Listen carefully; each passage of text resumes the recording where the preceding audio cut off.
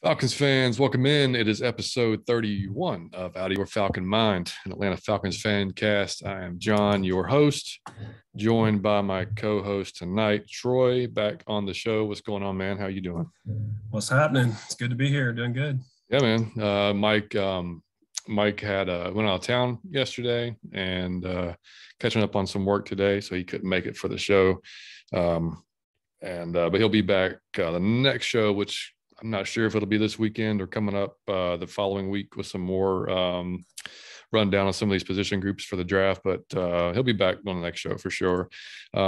Just want to say too, a big thanks to Toby and JR from Pound for Pound ATL for coming on the last show with us. It was awesome. We had a great time with those guys. If you haven't watched if you haven't listened or watched it yet, I would suggest you go watch it on YouTube because you'll see the entire show, not just whatever the audio jacked up on the podcast. It was, I don't know what happened. Anyway, it cut out about 20 minutes worth of the show, which was, worth listening to in my opinion. So if you go, like I said, watch it on YouTube, click subscribe while you're there because you're there anyway, and like the video. That would help us out a lot. But yeah, I mean, it was like I said, a great time with those guys. And if you want to get really in depth to some of the scouting, they do a wonderful job of that. You can go to p4patl.com and check them out there. And we'll definitely have them back on the show as well in the future because, like I said, they're good dudes, and it was a fun show. Before we get into anything, how to listen and watch to us. Of course, you can listen to us on anchor.fm. You can listen to us on Spotify, iTunes, wherever you get your podcast, really. And then we're just starting to start growing the YouTube channel. So if you have the chance to go to YouTube to like and subscribe, like, again, much appreciated. On iTunes or Spotify, if you could leave us a 5-star review, and I think iTunes, you can, of course, write us a few words, then we will shout you out on the show, and we will, and we greatly appreciate that because, as a newer podcast, it definitely helps us move up the ladder there and get more listeners, get more attention to the show. And we're going to reach out to, we're going to keep bringing on people from Falcons Media and Falcons Twitter and, like that throughout the off season and then even into the season. So, not to say that, people won't come on the show if we don't have a ton of listeners, because we've obviously, they've been nice enough to come on. But, if we ever go after players or bigger names, then, it helps to have, a bigger following than just saying, hey, we've got 15 listeners and we'd love for you to come on and talk about whatever to these 15 listeners. So, and we have more than that, but I'm just saying, you got the idea. But yeah, so that'd be great if you go on there and do that for us. And like I said, in the future, we're going to reach out to, I'd love to get some players on because I'm not afraid to ask anybody. I'm not afraid of getting told no. I mean, I'm just, okay, well, great. Have a good day. Appreciate it. It doesn't bother me really. And that goes for anybody. And also big shout out. And I really hope I'm saying the name right. If I'm not, man, I'm sorry. To Savion Mixon on Twitter. He was nice enough to, I think Manscaped had a thing that was, they tweeted out, name your favorite or a podcast you love so we can sponsor them. And he tweeted us, which was awesome. And, really, really do appreciate that, man. So big shout out to him for that. And so moving on, man, looking at the most recent news as of 2 hours ago, looks like the Falcons said bye-bye to Mr. Dante Fowler. See ya. Yeah. Not the best stint, but no, that was, I actually just happened to see, I guess Rise Up Reader had, whenever we signed him, put out an article that said going from Vic Beasley to Dante Fowler is like going from something to like a Tesla or something. They compared it to just a huge upgrade when really, I mean, I thought I was happy about it when they first signed him. No doubt. I thought he was going to be the guy we needed to. He was better than Vic Beasley, but definitely wasn't what we probably paid him for. No, hell no. No, he wasn't even close to what we paid him for. So, yeah, I mean, and it doesn't affect our salary cap in 2022 because he's a free agent anyway. So nothing changes there. We just released him, so he can go find another job. So, but he may be more successful in a line that's already kind of built up and has somebody on the other side that's halfway decent, which we never had, while he was here. So it just wasn't this wasn't the best of signings for us for sure. Especially, I mean, it just creates that kind of PTSD of edge rusher syndrome that we've had for God knows how long. I mean, we've talked about it before on the show. I don't know the last time we had Abraham, I guess, I mean, was probably the most successful edge rusher we've had in quite a long time. Yeah. So who knows? But I mean, and we'll see. I mean, now they have to have a plan, right? Because I mean, even though Fowler sucked as a pass rusher, he was, I mean, a human. He was living, breathing. It's a warm body, warm body on the edge there who could at least go toward the quarterback. So, I mean, but when we went through the edge rushers a few shows ago, I mean, there's another 15 I didn't even cover, guys that are there. So it's a deep class in edge rushers. So whether we double dip there, which I'm fine with, or we go, if we're able to afford one of the guys that's in free agency, whether it's Harold Landry or, who knows who, I like him a lot though from Tennessee. Maybe he's probably over our price range, but that's just a pipe dream.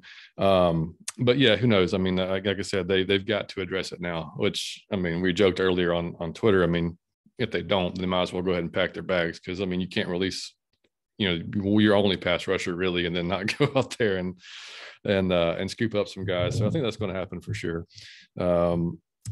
So anyway, man, Super Bowl, what'd you think? How did that play out for you? How'd you?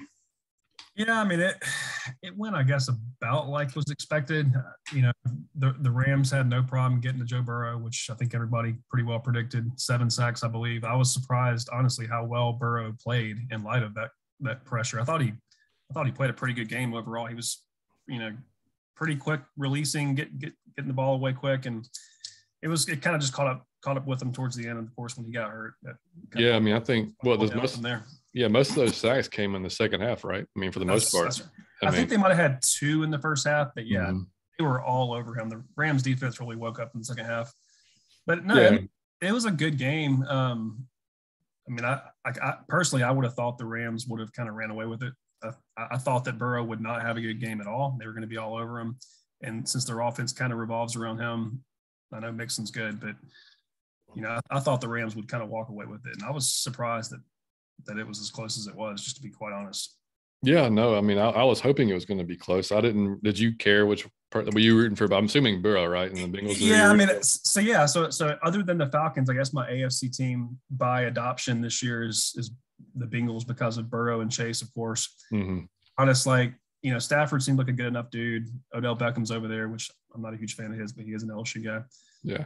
I was happy either way. It's one of the few Super Bowls that I can remember in my lifetime where I was genuinely not overexcited one way or the other. And I would have been happy either way, honestly. Yeah, no, I was the same way. I was pulling for. I would love to have seen the Bengals pull it out, but at the same sense, I mean, I'm not a Georgia fan. I have zero ties to Stafford, but I respect Stafford and the fact that he went through what he went through in Detroit, and to come to LA and to basically prove everybody wrong that have basically said he's not that guy, So I mean, he seems really loyal. I think his wife said in one of the interviews he didn't want to leave Detroit. He wanted to be a lifer there, which good for him for that. Yeah, I respect anybody that's loyal, but I wouldn't want to go play for a winner. But no, I mean, I don't have a problem with Stafford, and I was kind of glad to see him get one after all this. Yeah, me too. I mean, it was funny seeing tweets in the first quarter. There's Stafford ain't it, man. He's not the guy. I'm like, I didn't say anything because you're going to wait. You have to let the game play out. It's the first quarter. And he looked like the guy against Tampa Bay in the last drive, right? So I mean, of course, he's always had that kind of gunslinger mentality where he's going to throw his picks and whatnot. But I mean, that no look pass to Kupp at the end. Yes, yeah. Pretty come on, man. Angle on Twitter of that, yeah. Yeah, I mean, come on. I mean, that last drive, like you said, I mean, that's all that mattered. When it mattered, he stepped up and made it happen. And yeah, him and Kupp both on that last drive. Yeah, and then of course somehow Matt Ryan starts trending the day after because of the comparison and whatnot. And then Richard Sherman said on his podcast that Matt has had better resume because he won an MVP, going to the Hall of Fame type thing. And I don't know that I wouldn't say right now that Matt is a Stafford is a Hall of Famer at the moment, even with his, I mean, he's got decent numbers, but compared to Matt Ryan's, Matt Ryan's is clearly better. I mean, it's just, if you're just looking at stats, and well, I'm going to go down the whole Super Bowl road because we all know that he should have one. Yeah, so who knows how, he's still going to have, both well, Stafford probably have maybe a year or two longer than Ryan, depending on how things go. But yeah, we'll see how that all plays out. But to me, man, it also showed, that interior pressure that Donald gets and that Ashawn Robinson was getting. Dude, that's it. I don't care how good a quarterback you are, man. If you are getting pressure up the middle like that, it screws everything up. It's, and so I don't know. It just made me think, and that's, and with us building what we, a roster that to try to duplicate something like that. We have our quote unquote Aaron Donald and Grady Jarrett. Of course, he's not Aaron Donald, but and hopefully he stays, because God, man, if he leaves, Jesus Christ, I don't even know. That changes a lot of things as far as draft wise as well. But hopefully they figure something out with him and extend him, assuming that he wants to stay, because you don't want him disgruntled and not wanting to be here either.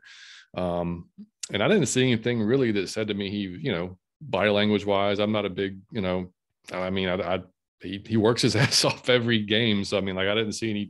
It wasn't like a Deion Jones where you could tell okay, yeah, he's taken off a few plays. No, even with double teams, he's still fighting his ass off. So yeah, I think you get somebody, whether it's later in the draft or a free agent. I like Anthony Rush too. I thought he did well when they brought him in, just somebody else that can push the pocket and then get that edge pressure as well. I know it's easier said than done, clearly, because we've spent, 15, 20 years trying to get it done. But yeah, if they can hit on a few of these guys for once on the edge and then really get some help, then, maybe we can start creating some of this pressure. And whether we're going to get more sacks just by the nature of improving those positions, but just to get more pressure, move the quarterback off his spot, make him throw some stupid throws or bad throws or throw it away, anything like that, that'll be a help to our defense. So, but yeah, like I said, overall, man, I could have definitely seen Burrow driving down the field at the end of the game there. It looked like he was heading that way, and then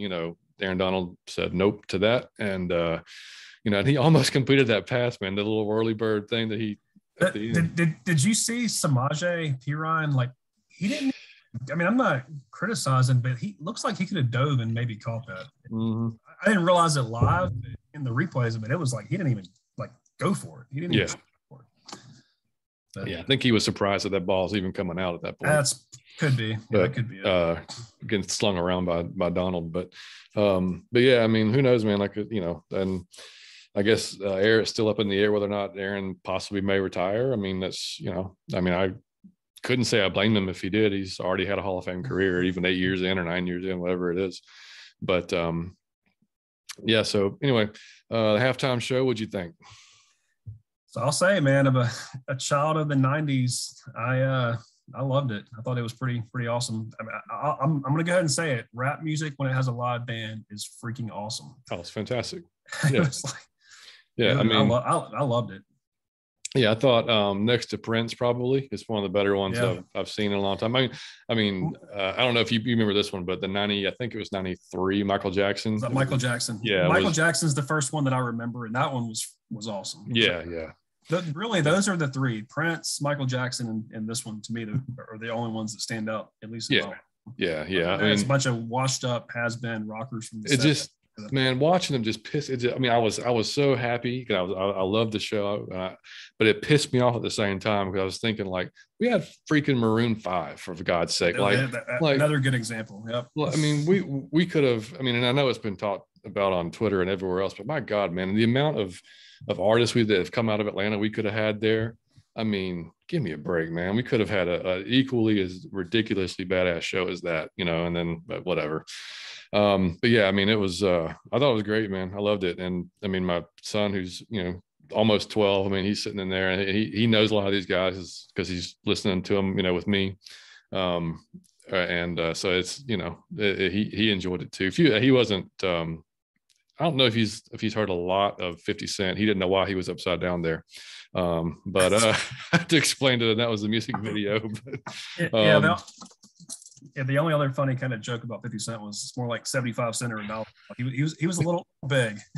He's a little, he's been enjoying himself for a few years. He's living the good life for sure. Yeah, I mean, kudos to him, man. I'd have been passed out upside down like that for that long. I like give my ass upside. I can't. But it was good, man. I really enjoyed it, and it was funny. I think it was a meme or a tweet. It was like 30 to 45 year olds loved it, over 50 hated it, and under 30 was like, who are they? Pretty good summary. Yeah. I mean, of course, they threw Kendrick Lamar in there, who killed it too. So I mean, it was good. But yeah. So anyway, we just want to throw in a little bit of Super Bowl talk because we couldn't ignore that because it just came and went. All right, so on to another topic that keeps popping up that I thought we were done talking about, at least until there was until something came out from himself. But so Ridley, of course, Calvin Ridley's been trending again this week. All kinds of madness being talked about, and we talked about it a little bit on the last show with the pound for pound guys.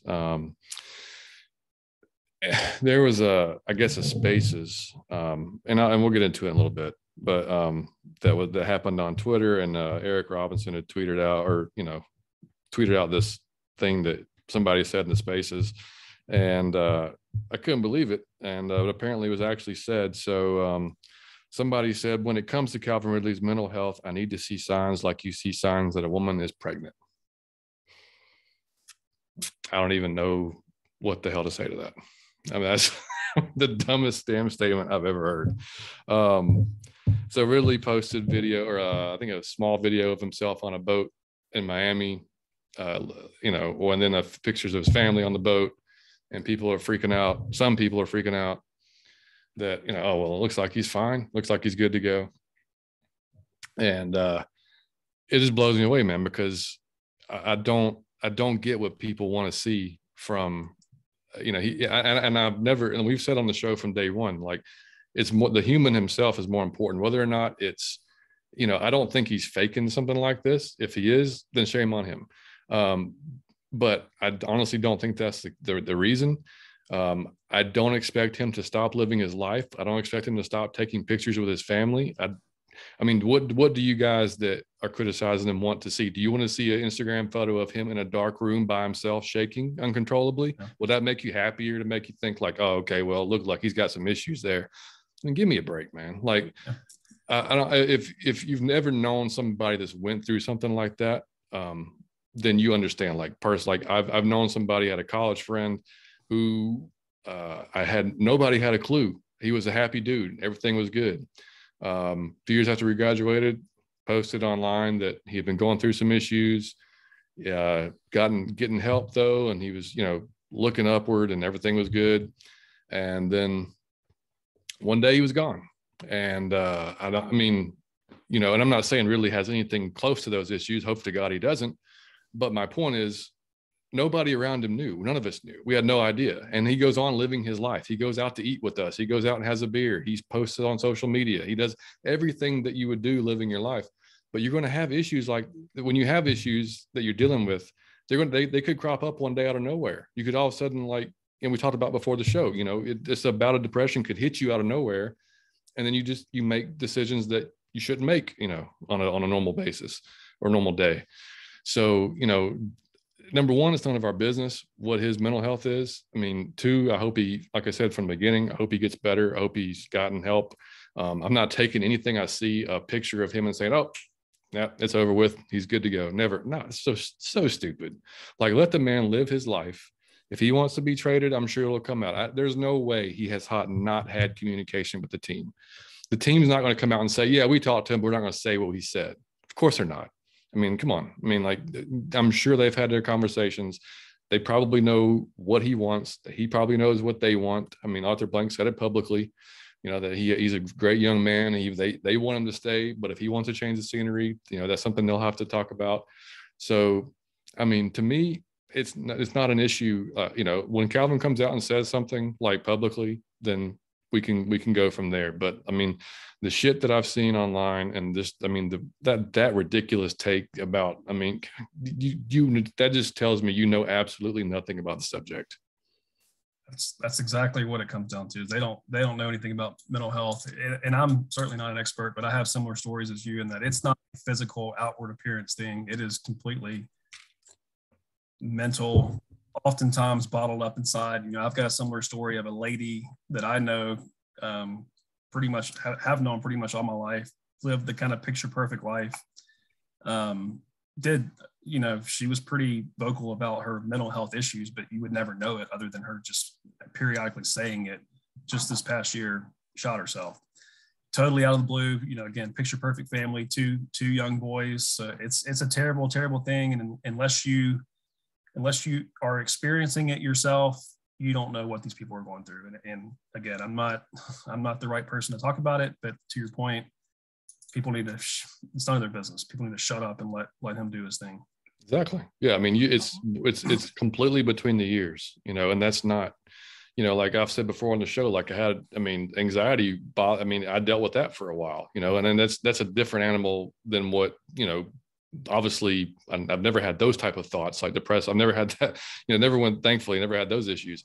But you have your own different issues that you deal with that you're going to keep on living your life and having to, because you can't just stop, you can't just say, I'm going to put everything on hold. And, you've got to keep supporting your family or whatever the case may be. So yeah, I mean, and to people, for people to think that, I think it was Torrey Smith put it on Twitter too, that how do y'all not realize that athletes are affected by what fans say? I mean, you're out there on the field in front of thousands and thousands of fans. If you have a bad game, they all hate you and they're booing you and they're talking shit to you. If you don't have really, really thick skin over and over and over again, that's going to eventually, that might get to some people because we're all not the same. We all don't take things the same way. We don't interpret things the same way. So, I mean, all that stuff. And, hopefully Ridley's not reading these comments. I mean, for God's sake, but that stuff affects everybody. So like, if you can't be supportive and just be a decent human being, just shut the hell up, man. Just shut the hell up and wait till he comes out and says something, and don't worry about your football team. Your football team will be fine. I love the Falcons more than anybody, and I'm not worried about the team if he's not on it. We'll find out a way to move on. If that's not good for him, then fine. That's great. We'll wish the best for him and hope he's good and, go on from there. So anything else on that before we move on, man? No, I think that's a pretty good summary. I agree with everything you say. Hopefully, yeah, I just make some kind of statement or at least get the team aligned before the draft is all that I ask. But yeah, exactly. It's certainly more important than any of our favorite football teams. Exactly. I mean, I just, like I said, hopefully it's the last time we talk about it because, it's just gotten ridiculous. And, all the best to him and when we move on and go on from there. But anyway, all right. So, and didn't want to just tank the show either with these sad talks, but, I just felt like it needed to be said after this week. So moving on to some of these player evaluations. So this week, Troy's got some wide receivers. I've got some interior defensive linemen, as used to be known as defensive tackles. I think that's changed over the years. We've went from defensive tackles to interior defensive linemen and edge rushers. Troy, if you want to start off with a player of your choice, feel free. Yeah, so I think I'm going to go ahead and do two on this first one, only because both of these guys are unquestionably first rounders that if we want to bite at the apple, it would have to be our 8th pick.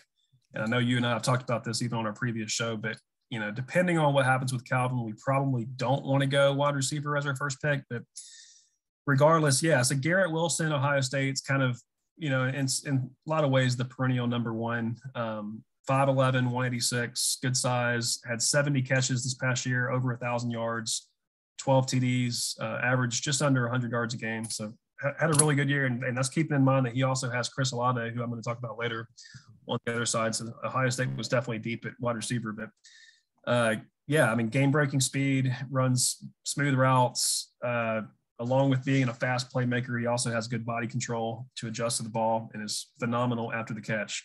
Again, pretty good size that can give him breakaway speed and breakaway tackling ability after the tackling ability. I mentioned Chris Alabe. A lot of scouts think that he's actually more smooth and explosive than Chris Alabe, at least for the NFL. No question, he is going to be an early to mid first rounder. So again, that 8th pick would be our only shot at him. Similar with Drake London, USC. So Drake London, I like Drake a lot. Honestly, he would be my favorite, my pick if we would go receiver. Big guy, 6'5", 210, had 88 catches, over 1,000 yards this past year, 7 TDs, averaged an insane 135 yards a game, average. So damn. Absolute monster, physical beast. He did, I guess my caveat to my stats in the 135 yards game is he did, his season ended early in the 8th game. He had an season-ending ankle fracture. But yeah, mismatch, size, again, 6'5", 210, absolute weapon for guards after the catch. I guess if he has any weakness, it may be his speed. I wouldn't say it. I mean, you're 4'5" plus 40 guy, so he's not slow by any means. He's just, for his size, he's really fast. But he might not be that breakaway, deep threat kind of guy. Have seen comparisons just to give some perspective to Mike Evans. So we all know Mike Evans and how solid he is as an NFL receiver. A lot of people compare him to Mike Evans. Again, just like Garrett Wilson, definitely a first rounder, probably early first rounder. So if we wanted a shot at him, it would definitely be our first round pick. Sounds like, you imagine him like next to Kyle or something like that. Oh, God. Split them both out wide or something. Yeah, man, that'd be crazy.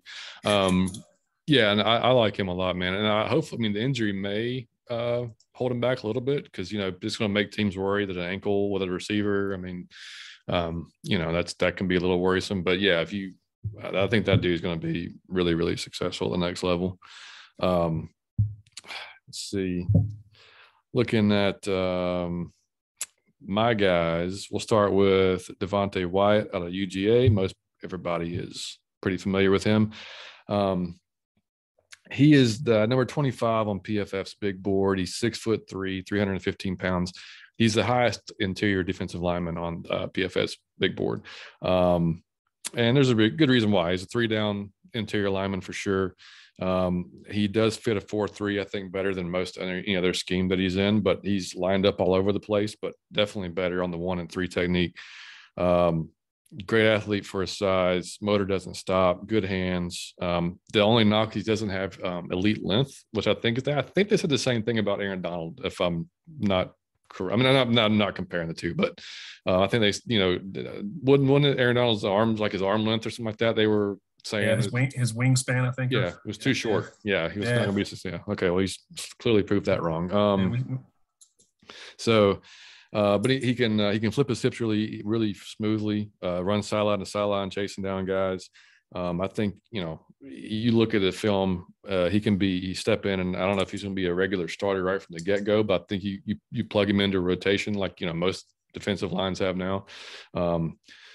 He's going to be off the board fairly early, unless we trade back, out of that 8 spot, which, who knows? I don't think we do at this point, but if we do, like I've ran some mock drafts, we trade back to say 15, 16, or if Ridley is traded and we do pick up a first round pick for him, whether it's maybe the Eagles, something pick or a late round first, depending on which way they want to go, possibility he's there, and that, him next to Grady. Granted, we don't, our base set's a 3-4, right? But a lot of times we're in nickel, a lot of teams nowadays anyway, they're a lot of their packages are nickel. So, he's somebody that would be pretty interesting next to Grady, because like we thought about earlier, if you can get increased interior pressure to the quarterback, then that's going to make hell for that quarterback or in the offense for sure. So again, there's not really a whole lot of bad things to say about him. I think he's going to be a hell of an NFL player, whether he's, immediate or not, because some of these guys, sometimes you don't just see a defensive tackle, for instance, step on the stage in the first year and just blow it up. But he definitely has the potential to do that depending on where he lands and who he's surrounded by. But next receiver up for you, man. Yeah, so going to the SEC, Mr. Traelin Burks, another big guy, 6'3", 225. This past year, he had 66 catches for over 1,100 yards, 11 TDs, averaging about 92 yards a game. Really solid season. John, you probably remember the Alabama game where he had a pretty big game, 7 catches for 129. And yes, he torched us very much. Yes. Yes. So, I mean, I'll be honest, like, I watch a lot of SEC, but anytime you have a big game against the Alabamas of the world, you have my attention because that's your NFL talent. That's you're going to be playing against in the NFL. So, yeah, I mean, combination of both size and speed that's probably unrivaled in this class. Similar size as Drake, but probably or he is faster. Tough, physical, dangerous after the catch, just like Drake London. Very good on 50-50 or jump balls, getting position and out jumping corners or safeties. Very reliable hands. It's going to be interesting to see how he runs at the combine, to see what his speed clocks in at, because that's possibly one of the driving factors that could really change his draft status. I've seen him first round, but also slip into the second round. So it's possible that we could sneak him with one of our second round picks if he happens to fall there. But he's a stud. He's a really good player. I forgot who somebody I don't know if it's did you see somebody mocked him to us already on one of the networks at 8? At 8. At 8. Wow. Yeah. I don't guess I saw that. Yeah, that kind of surprised me a little bit. I mean, I know they're all about best player available. I can't imagine that he would be the best player. Well, some of the guys that's going to be there at 8, I can't imagine that they're going to choose to go receiver. Again, it kind of depends on Calvin, to be honest, still, because, yeah, if Calvin's gone, then we need a number 1, at that point. So that may change things. But as long as we're improving a position somewhere with a top talent, then, I'm okay with it. But I definitely wouldn't – I ideally would not pick a receiver to go at 8 if we could buy out, No, that's exactly what I said about Calvin, because to me, that's the determining factor. You have to have a 1. And yeah. I mean, I hope that we don't have to go there, but I hope we know by the draft. And it's interesting with the size too, because, like the bigger guys seem to be kind of the bigger, faster receivers these days. I mean, like the Londons and Burks. I mean, you look at somebody like Ridley, for instance, or even, Devonta from Smith from, the Eagles. I mean, those guys are, Ridley's bigger than Devonta. Hell, most people are, but I mean, he's, 6'1", slender guy, but just a fantastic route runner, So, I mean, that's like just to be number 1 doesn't mean you have to be, this big, huge stud. You just have to be able to be, run your routes well, sure hands, it helps have that, break off the, take the top off the defense type speed. But no, if we had just like kind of, that Julio, I think that when we had Julio and Ridley combination was, just brutal. I really wish, Ridley was maybe a year or 2 older, so we had a chance to see that, happen a little bit sooner in Julio's career. But, yeah, we'll see. I mean, I like both those guys, though. But like you said, I think both will be gone by the time we pick in the second round at that point. Yeah, I felt like 8's too high, but what are we, 40 in second round? 43, I think, maybe, yeah. Yeah, so that may be too low. I don't know. Unless we pick up another pickup, which, like I said, who knows? Yeah. All right, next guy for me, another Georgia guy. Everybody knows Jordan Davis, right? 6'6", mammoth human, 340 big boy. pounds. Yeah. He's there. He's number 39 on the PFF big board. Definitely better in a 4.3. Lined up 1 and 3. That's all he should ever do is a 1 and 3. You don't want to see him on as at the edge or anything like that. Just like I said, just a massive, strong dude. He's going to demand a double team every time he's out there. There's no way you're going to single that guy and be successful. Hell, I watched some film where there's 3 dudes on him. It's, there's 2 dudes and there's, somebody else that he's maybe getting chipped coming through. But just violent hands. He does not get pushed back. Very, very rarely did I see him go backwards. It was pretty much him pushing forward or just not being moved at all. For his size, he's a pretty good athlete. When it's kind of funny when he gets running, because it's like you'd imagine a guy that big going, but he actually gets going pretty fast. It's it's pretty impressive. Probably the best run defensive tackle in the nation. He was ridiculous against the run. Just blows up the back. There's no unless you're trying to get outside in a hurry, I mean, like he's going to blow up the backfield.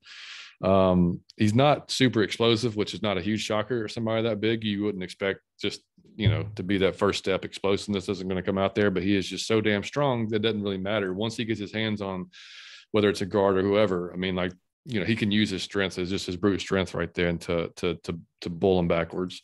The only downside is he's definitely probably a 2-down player. I don't think he's going to be, he's not that 3-down guy. You saw it you saw Saban trying to keep him on the field by running quick offense and everything. And I mean, that's smart because, he's going to get tired. He's a big dude, but his conditioning did improve this year.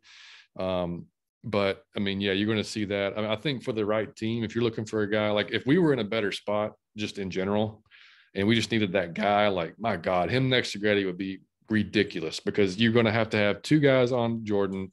Grady himself demands 2 guys sometimes.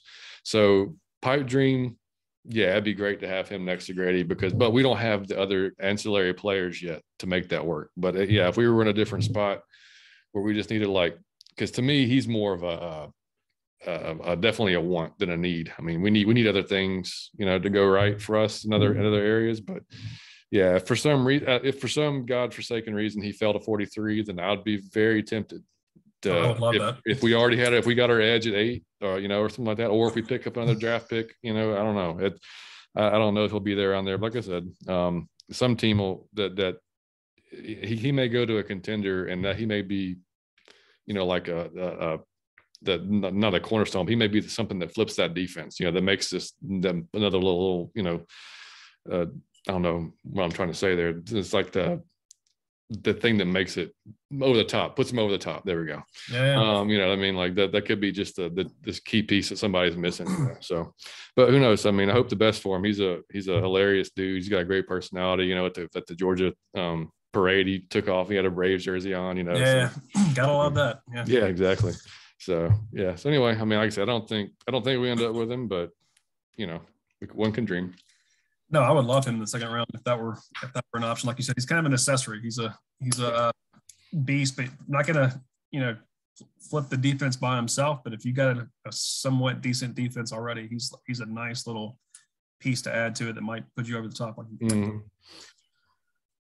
right. Well, back to the receivers. Moving to Alabama, a very interesting guy in the draft, Mr. Jameson Williams. So, like we all know, he tore his ACL in the national championship game. So, that's obviously a huge wild card moving forward. Still very likely a first rounder, possibly could slip to second because of the injury, but he's got all the skills. 6'2", 189. This past year, again, on a stacked Alabama team, lining up with John Metchi, had 68 catches, 1,145 yards, 15 touchdowns, averaged over 110, 111 yards a game. Good size, again, 6'2", so definitely not undersized at all. Extremely fast, probably the fastest guy in the draft, at least pre. Hopefully he'll recover just fine from his injury. But, yeah, definitely a deep threat. Extreme acceleration, burst off the line of scrimmage. I mean, he's a game changer. He's a go deep guy and can definitely stretch the field and stretch the defense. As far as his positioning, again, it's going to be interesting to see where he falls. I mean, like we said earlier, he might be one of these guys that, for whatever reason, because of his injury, could slide a little bit, and we could grab him in the second round. I would love that if we could. If we went edge in the first and could get someone like him. I mean, he's a game changer. He's definitely a one, and especially if Calvin didn't come back, he could definitely replace Calvin. Oh yeah, yeah. I probably have thoughts on him, John. Huh? I know you probably have thoughts on Jameson. Oh yeah, I got a few. Watching them all year and since he's been at Bama, I mean, like you said, I mean, like he normally is the fastest guy on the field. I mean, he is, and it shows up. It's easy. I mean, like, dude, you watch film and you're like, he's blowing by people like they are standing still. I mean, good athletes. Now I'll give it to Sauce Gardner though, man, in the playoff game, when he was on him, he locked him down pretty well. So, I think that's more of a tribute to Sauce's skill as well, which I would love to have. By the way, we've already talked about corners, but But yeah, dude, I mean, he's that dude. He's that guy that if you don't have safety help, then and you're in man, no, he's gone. He's going to run by anybody at that point. So yeah, I'd love to have that guy. I know everything I read from the doctors seem to say that he should recover just fine from his ACL and his speed shouldn't be changed at all, which nowadays, ACL is nothing like it used to be back in the day. So, I mean, guys come back from 2 or 3 of those and they're okay. So, but yeah, I mean, definitely a game changer. I'd be ecstatic to see that guy in a Falcons uniform if everything else lined up well. Yep. It's funny. Half the guys that we talk about, I love to see in a Falcons uniform because we're so in need of everything. Yeah, well, yeah. The cupboard is so bare that we need a lot of help. Yeah, that's what I'm saying. Like, that's what I felt like when I was talking about the running backs. When I did the show, yeah. I felt like I was saying, like, I'd like to have this guy. Well, this guy sounds pretty good too. I mean, because when you have nothing, like everything that's good sounds like, this would be a great fit, and that's kind of how I felt. Like any of those running backs I talked about, they all have, they all have their strengths and their weaknesses. But I mean, shit, we don't have one really. So I mean, like, it'd be great to have any of them because we could work with them from there.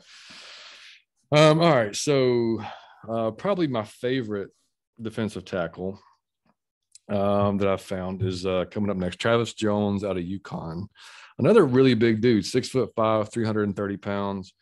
He's number 45 on PFF's big board.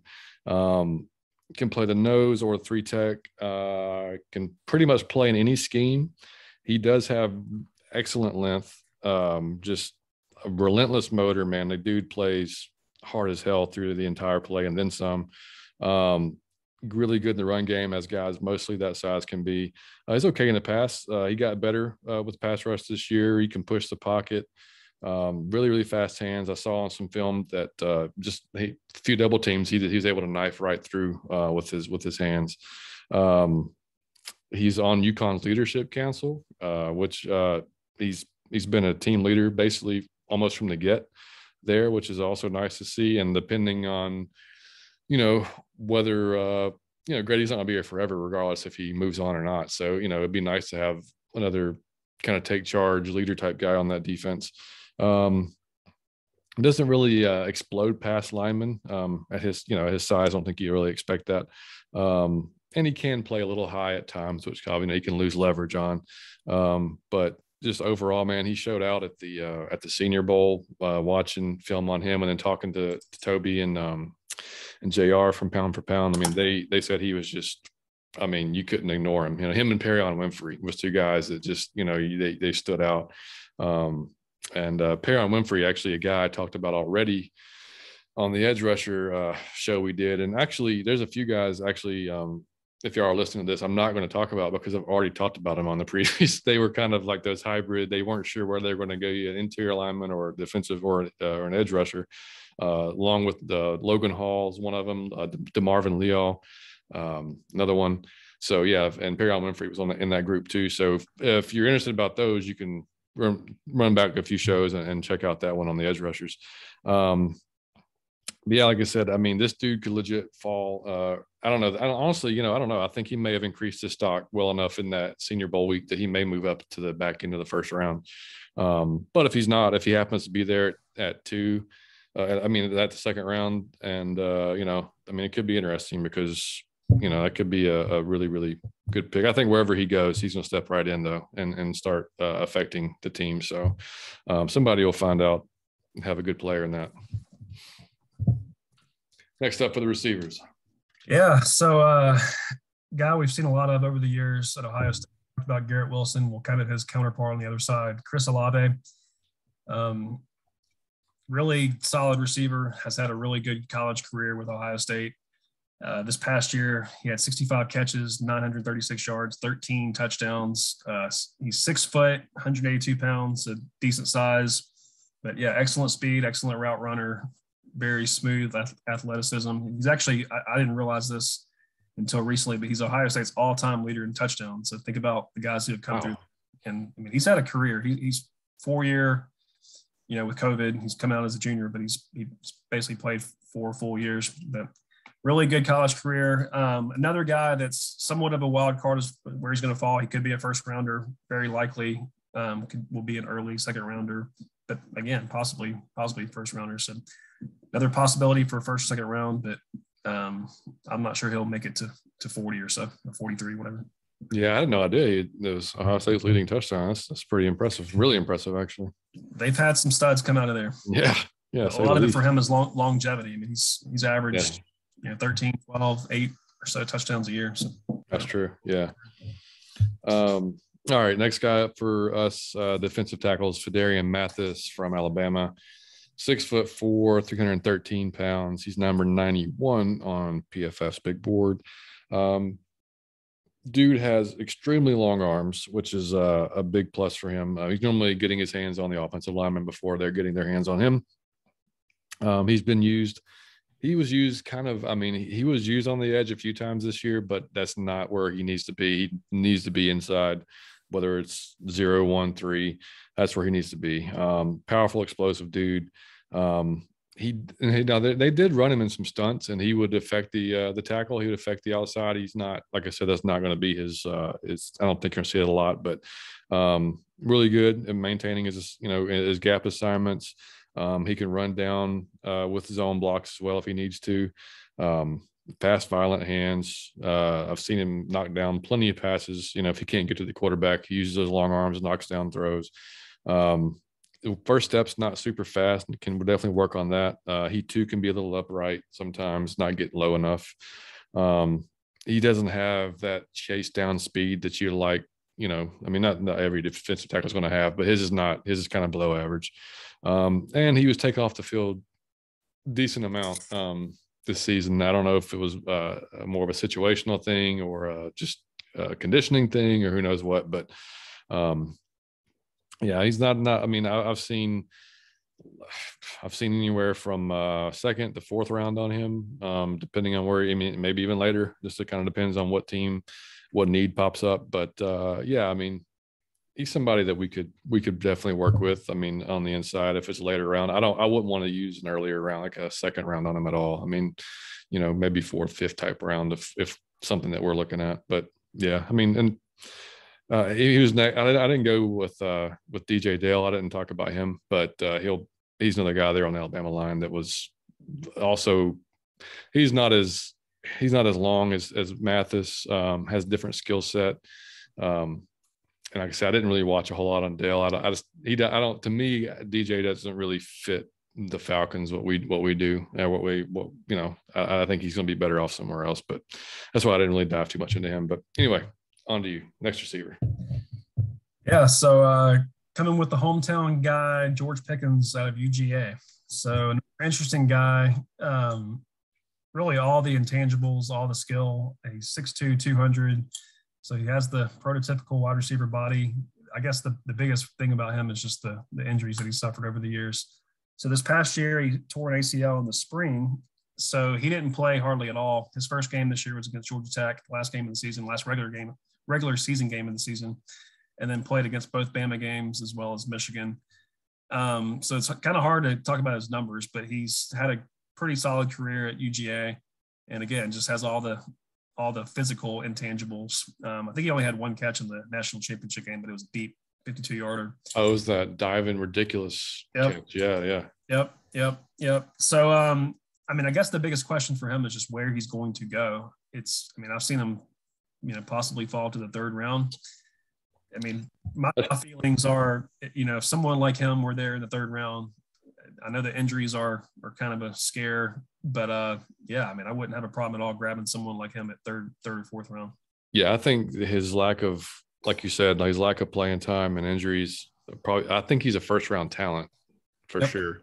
I think if he hadn't had those injuries, I think he'd be going in the first round. So yeah, I agree with you. If he's there in the third, that'd be super tempting to jump on that. Yeah, I guess the other thing that I don't know about him is, and you may remember this, you watch a lot of SEC and Georgia games, but he's had some boneheaded penalties over the years, just like unsportsmanlike conduct and taunting and things like that just and like key situations too. It's like it makes me just kind of question his I don't know, brains. Maturity. Yeah. Yeah, maturity. That's the better word. Yeah. Yeah. No, I think that was my question early on. And I thought, it looked like he kind of reeled it in a little bit over the last year or so. And, that's probably a product of him getting a little bit older, probably a product of Kirby getting in his ass, because Kirby's not going to put up with that either. Yep. So yeah, that's true. That's probably another something that's probably going against him, but that's when those interviews come into play at the combine and see how well he's able to talk to these GMs and coaches. Yeah. All right. So the last guy I want to talk about is going to be Neil Farrell from your LSU Tigers. Go Tigers. And you can pipe in with anything here when I'm done with this guy if you have anything to add. 6'4", 325, rated 71 in the Pro Football Focus big board. Definitely used majorly as a one technique at LSU. Good length, not the quickest hands, but he's a big, strong dude. Doesn't have a really quick get off, which kind of, I guess, separates him from some of those top guys we talked about in the draft. Does push the pocket okay.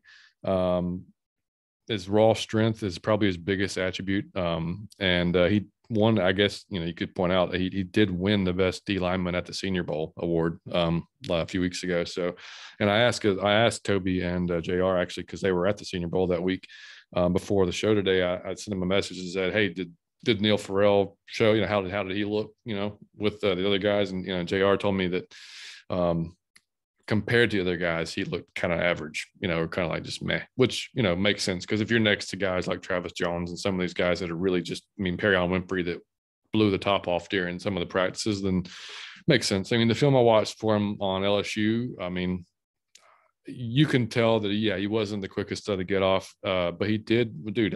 He was chasing down quarterbacks. He was, he was getting involved in the run game. I didn't see he's definitely still a later round pick. He's not, not somebody I would hate to have in the late rounds, but depending on who else is there.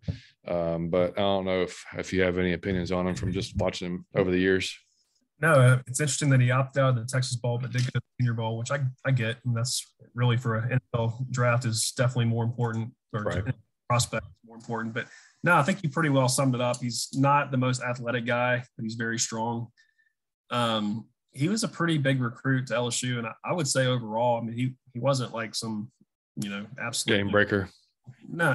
He was good. I would definitely take him again, but he wasn't some major game changer. And I agree with you. Later round, if he's still there, 5th, 6th, 7th round, yeah, he'd be a good addition for sure. But I wouldn't take him any higher than that.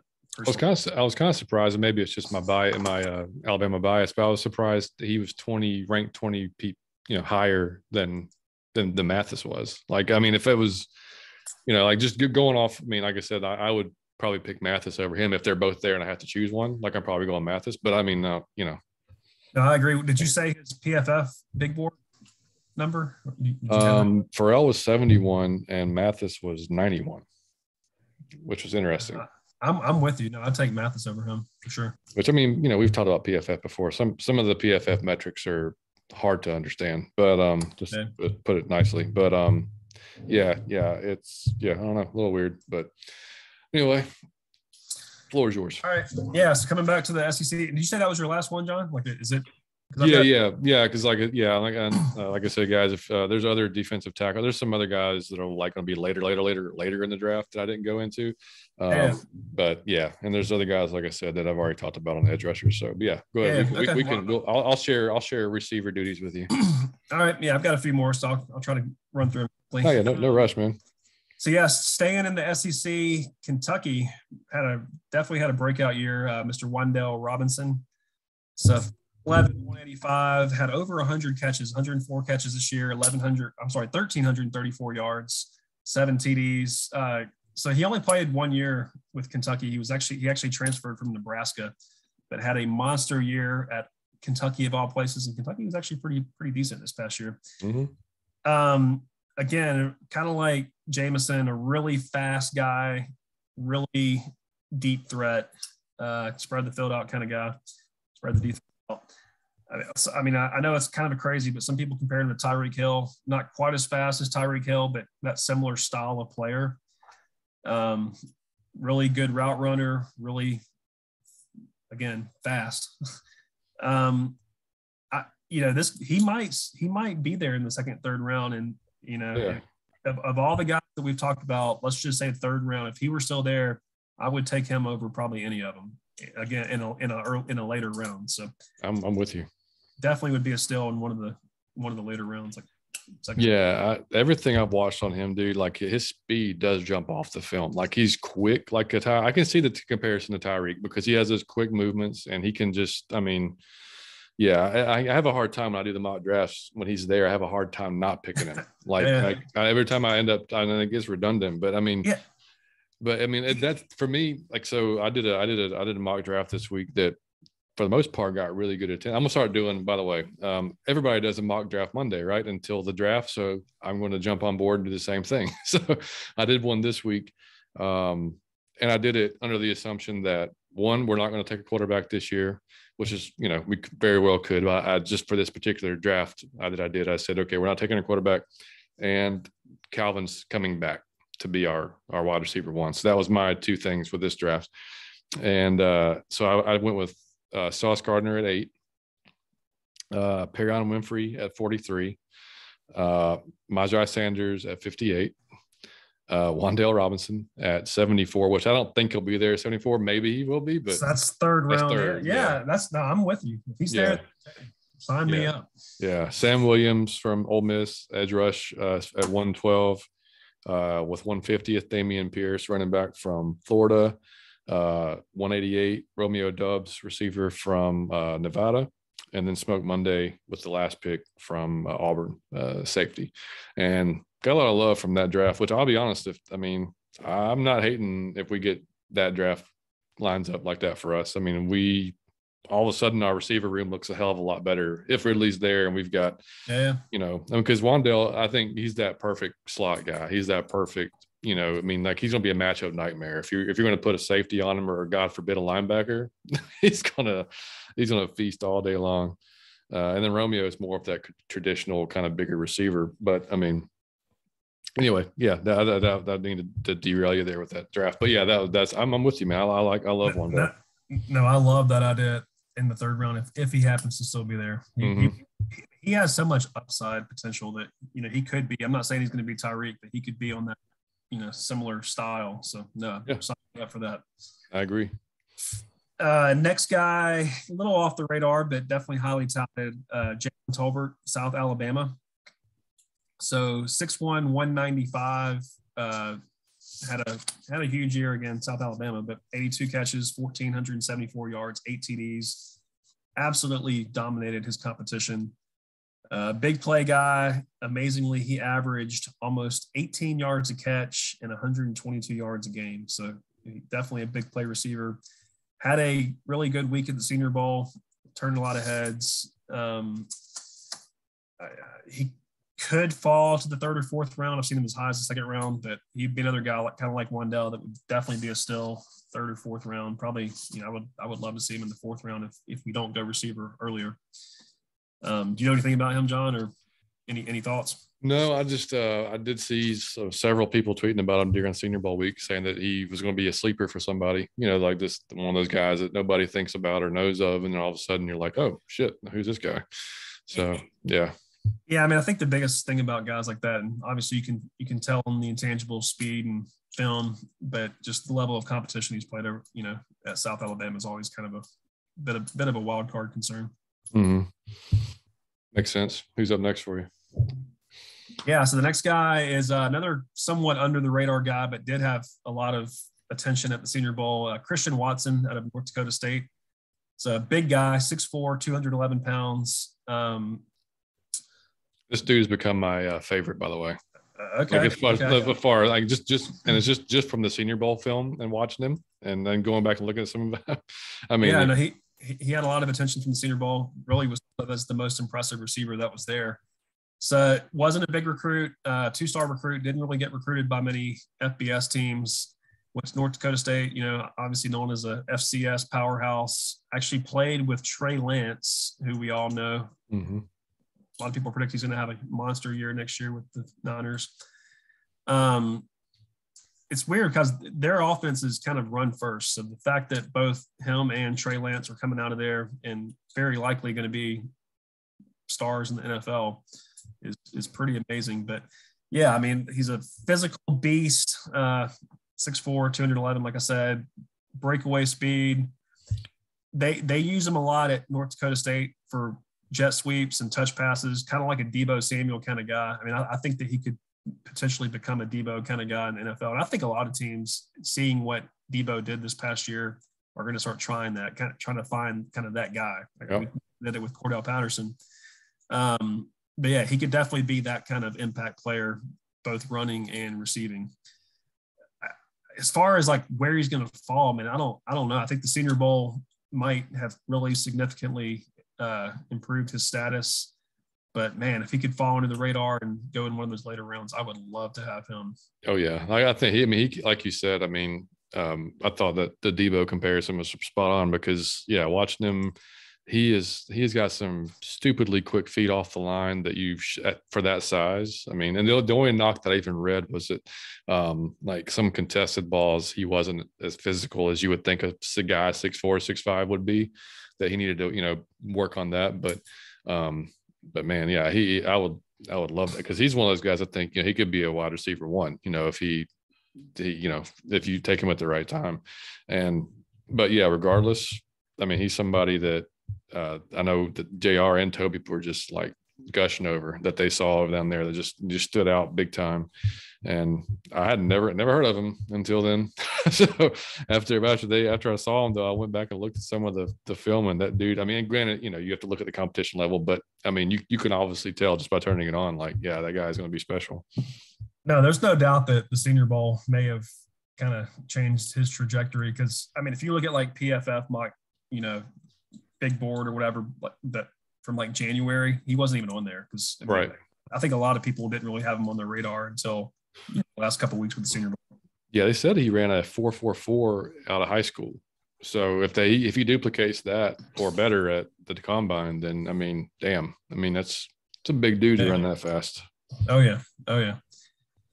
So the last guy I have is another Alabama guy, John Metchi. So another very interesting receiver. I mean, Alabama, they get the best of the best. So he had a really good career. I mean, you could argue he was wide receiver one with Bama. Yeah. Got hurt, tore his ACL in the SEC championship game. So kind of like Jameson Williams, similar wild card there with his injury. But like you said, I mean, that people recover from that just fine these days. But I mean, he put up some big numbers this year. So the SEC championship, he tore his ACL. So he played basically the entire regular season. 96 catches, 1,142 yards, 8 touchdowns. So very good year. Don't know if he's going to be a wide receiver one in the NFL, but would be a very good 2 or 3. I mean, if we had Calvin still, he would be a very good complement to Calvin. Doesn't have like mismatched size, 6 foot, 195. So he's not a huge guy, but just a solid receiver, good hands, good running ability, good route runner.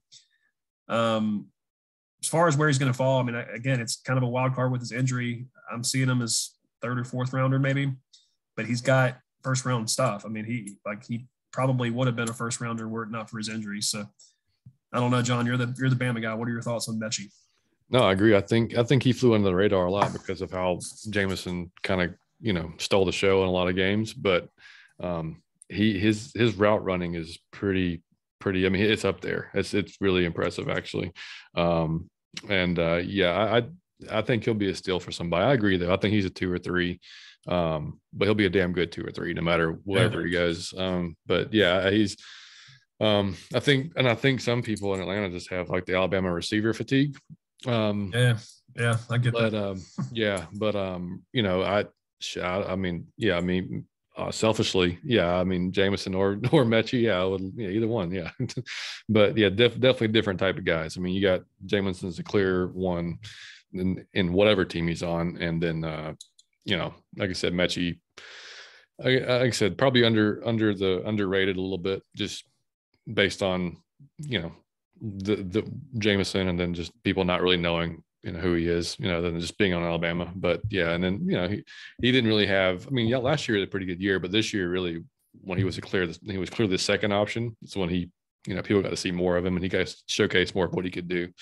Because when you had Devonta Smith, and then clearly last year, getting the bulk of the work. I mean, So Jalen Waddle, they've had some receivers. Yeah, Waddle, exactly. Yeah, yeah. So and Waddle, man, with what's his name, McDaniel's down in Miami, he may have a stupid year next year. And Tua, right? Yeah, yeah. They could have a breakout year for sure.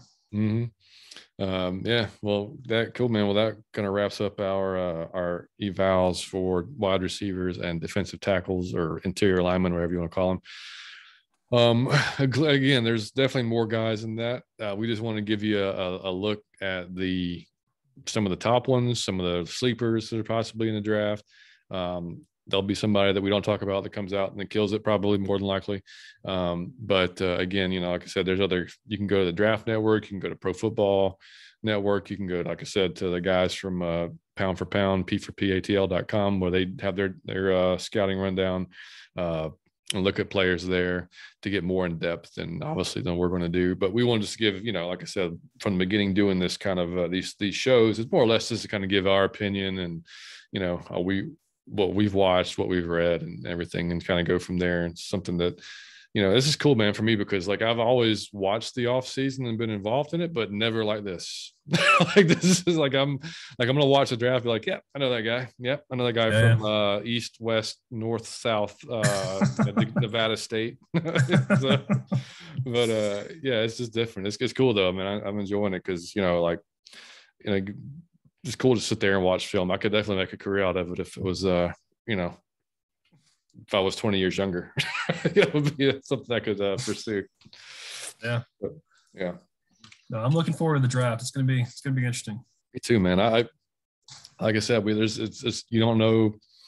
I mean, we've said it so many times, and I've said it with other friends and people online. Like, I just don't want to miss, man. Like I think JR said last week, he wants a blue chip defensive prospect at number 8. I don't disagree. Like if it's an edge, great. If it's so I mean, depending on who's there, I mean, like to me there's a few elite guys. There's Kyle Hamilton, who I think that dude, game changing type of safety. If he's there, it's tough to take him. If he happens to drop that far, the wild card in all this mess, man, is the QBs. Because to me, and we've talked about it before, the QBs, there's not a first round talent to me out of any of the quarterbacks. I agree. But because of the position and because the team's needs, they're going to be drafted in the first round. Some are.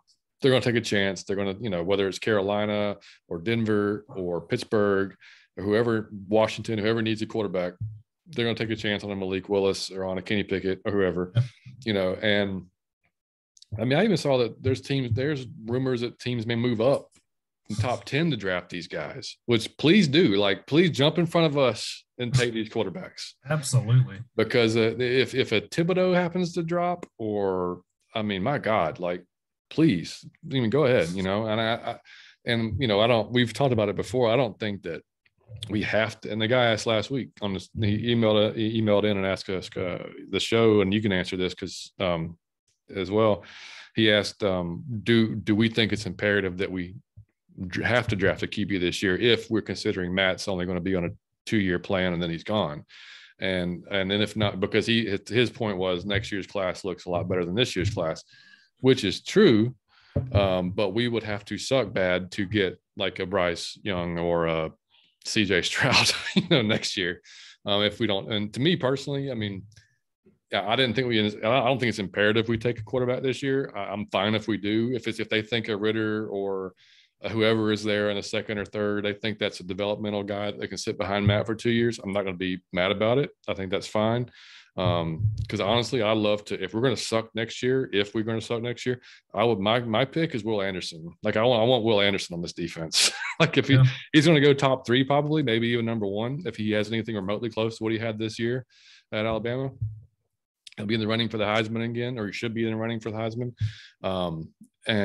But yeah, that's who I would want, ideally with our first pick of 2023. But yeah, what's your take on that? Yeah, so I mean, I think that depends on how things play out in this draft. But no, I don't think we need to we have to take a quarterback this year. I mean, I feel like these days quarterbacks don't have to sit for 3 years behind and get mentored and behind a Matt Ryan or whatever. I mean, especially this past class with Herbert and Burrow and even Tua to an extent. I mean, quarterbacks these days have proved they can step in, as a rookie or second-year guy and perform. So I don't feel like, you have to mentor someone under Matt. I'd love for that if the opportunity came up, but I think that's an absolute must where we're going to burn certainly not our first round pick, but even our second round pick pick on a guy like a Ritter or someone like that. Again, if the opportunity presents itself and that's the best option, okay, I'm fine with it. But I mean, I have a feeling unless we just absolutely hit, we're going to suck next year. Let's be honest. I mean, we might be, I don't know. I mean, I guess we could be a 500 team or maybe a little better. So that's not, I wouldn't call that sucking, but I'm willing to roll the dice and wait till next year. That's just my opinion. Yeah. I kind of in the same boat. I mean, because the schedule is tougher next year. I mean, our division should be a little bit not as tough, depending on who it's quarterback. Wide open. That's a good point. Yeah, depending who comes in quarterbacks at Tampa Bay, who knows? But obviously the Saints are going to have issues. The Panthers are going to have issues. So yeah, I think we could.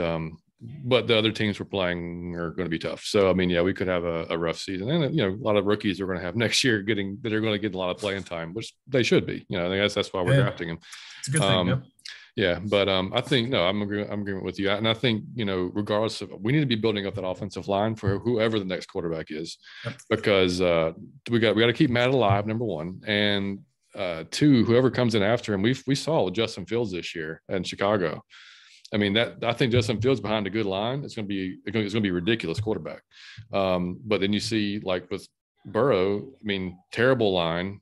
Just terrible line, more sacks than anybody this year at all. But his weapons around him, Chicago had nothing like that around Fields, So, yeah, I mean, you just got to keep building and hope that, and nobody's talked about it, but I mean, there's a good chance that we could go after a free agent quarterback, not like a top guy, but just like, a middle of the pack guy as a filler. And that's not a popular idea, but I mean, that's almost maybe as successful as drafting somebody that's unproven and just throwing them into throwing them to the wolves. But no, I do think ideally in a perfect world, they'd want to have somebody sit behind Matt and, learn at least for a year, and so 2, I think is maybe stretching it, but I mean, Jordan Love's still hanging out up there in Green Bay. So yeah, a lot of uncertainty there. I mean, whether Aaron's coming back or not, but yeah, who knows? But I don't hate that idea. No, neither. And I mean, like I said, we've got so many needs. It's not the top of the list in my opinion, but it's definitely it will be a need sooner than later. So, but anyway, guys, so we'll wrap this one up. Hope you enjoyed it. Again, you can listen to us iTunes, Spotify, anywhere you get your podcast. Watch us on YouTube. Subscribe, hit the like button, all that good stuff on YouTube, and we'll start doing. We're gonna do live streams probably every other show, or I'm not sure yet. We're gonna figure that out, and then we'll start doing it, because it was good doing a live stream last time. It actually saved us, because if we wouldn't have, out of half the show, not half the show, but a quarter of the show would have been gone. So it was cool. I've definitely seen more views on the channel, so that's good. But yeah, so just keep watching, guys. Keep subscribing, telling your friends and then your family, and we'll keep growing and keep doing this thing. And if you guys want to reach out to us by email, it's atlfalconfancast@gmail.com. You can follow us on Twitter at @OutOfYourFNMind. And on Instagram, Out of Your Falcon Mind, we do a little bit there as well. So anyway, we appreciate you guys for listening. And Troy, thanks for joining me again. Thanks for having me on. Yeah, man, we will hit what we got left. We've got linebackers, we got offensive linemen, safeties, right? So that's about it. And then we'll be done. Yeah. So we'll pick a few more position groups, have that next week. And then Mike will hopefully join us for that one, because he can moderate and ask questions and be the host. Yeah, I haven't done a show with Mike yet. I want you got to. Yeah, you have to. Yeah, Mike's the energy, man. Mike's full 100% energy. Yeah. So, but anyway, all right, guys, we appreciate it, and we will see you next time. We are out of your Falcon mind.